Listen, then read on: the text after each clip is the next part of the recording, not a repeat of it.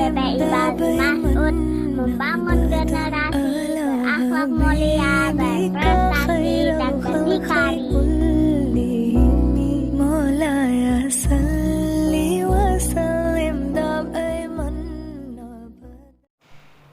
Assalamualaikum warahmatullahi wabarakatuh. Selamat pagi Ananda. Semoga Ananda selalu sehat, selalu dalam lindungan Allah Subhanahu wa taala. Amin.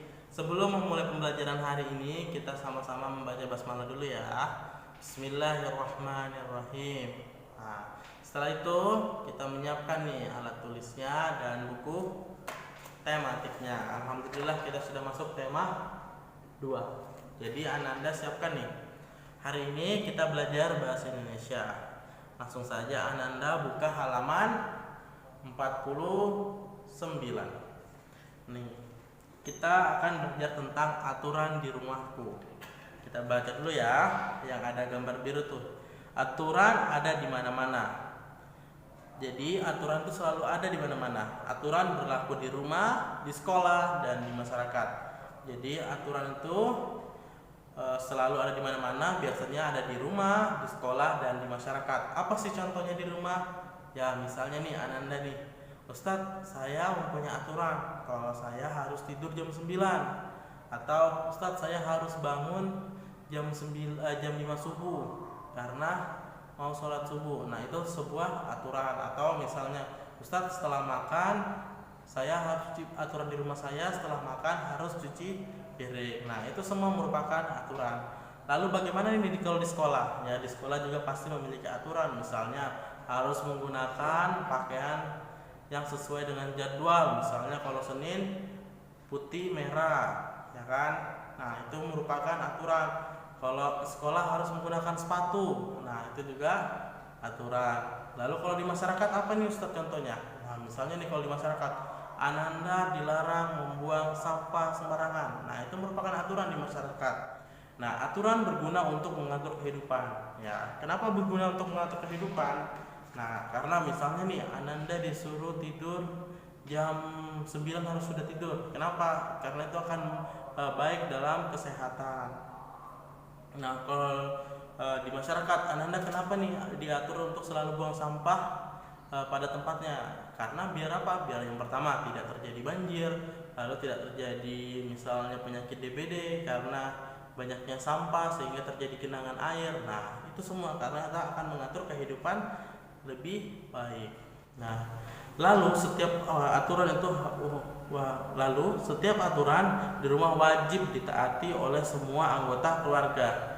Nah jadi semua aturan yang ada di rumah wajib ditaati. Kalau artinya ditaati itu wajib dilakukan, ya kan? Jadi semua anggota keluarga, jadi maksudnya semua anggota keluarga, semua yang ada di rumah itu wajib mengikuti aturan tersebut. Entah ayah, bunda, adik, atau kakak wajib melaksanakan aturan tersebut. Nah dalam bermain juga wajib ditaati oleh semua anggota yang ikut dalam bermain. Jadi kalau Ananda bermain nih, misalnya lari apa, lomba lari, yang mana aturannya apa? Harus mulai di belakang garis start dan mulai dari hitungan 1 sampai 3. Nah lalu selanjutnya itu tentang pengertian tentang aturan. Coba sekarang Ananda buka halaman 42. Nih dibuka halaman 42. Halaman 42 yang paling atas tentang aturan di rumahku. Jadi ini ada sebuah contoh aturan di rumahnya Beni. Jadi Beni punya aturan nih di rumahnya. Yang pertama, Beni harus bangun pagi pukul 5. Jadi jam 5 dia harus sudah bangun. Yang kedua, setelah bangun merapikan tempat tidur, selalu minta izin bila berpergian. Jadi Beni ini kalau dia mau pergi harus izin. Yang keempat, dalam bermain tidak boleh lupa waktu. Ini penting nih yang 4 nih. Kenapa tidak boleh lupa waktu?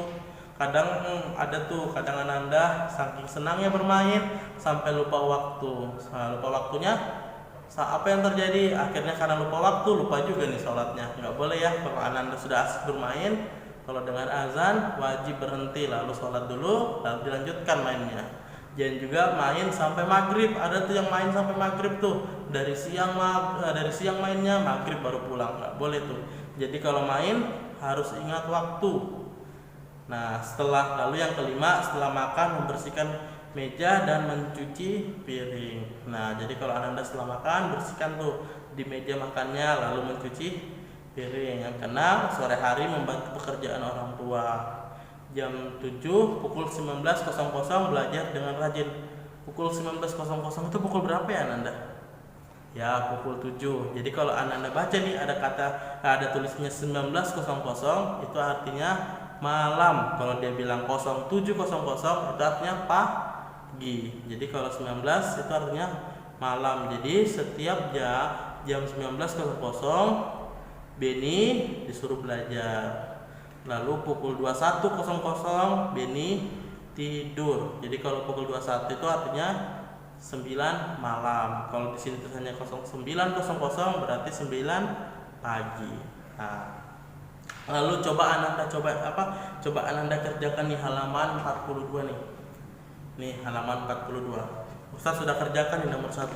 Menonton sampai larut malam, apakah perlu dilakukan atau tidak boleh dilakukan? Nah, coba ya, menonton sampai larut malam. Jadi Ananda menonton nih sampai lupa waktu nih, sampai larut malam, sampai tengah malam. Apakah itu baik untuk kesehatan? Tentu saja tidak baik ya. Jadi tidak boleh dilakukan. Jadi jawabannya nomor 1, tidak boleh dilakukan. Coba sekarang Ananda kerjakan nomor 2, nomor 3, nomor 4, lalu nomor 4. Baru nomor 5, gampang ya. Nah, setelah itu kan setiap rumah atau setiap orang memiliki aturan masing-masing kan, berbeda nih. Misalnya Safik aturan di rumahnya dengan aturan rumahnya Andrea pasti berbeda tuh, karena setiap rumah memiliki aturannya masing-masing. Jadi coba Ananda nih di halaman 43, Ustadz mau lihat nih bagaimana sih aturan di rumahnya Ananda.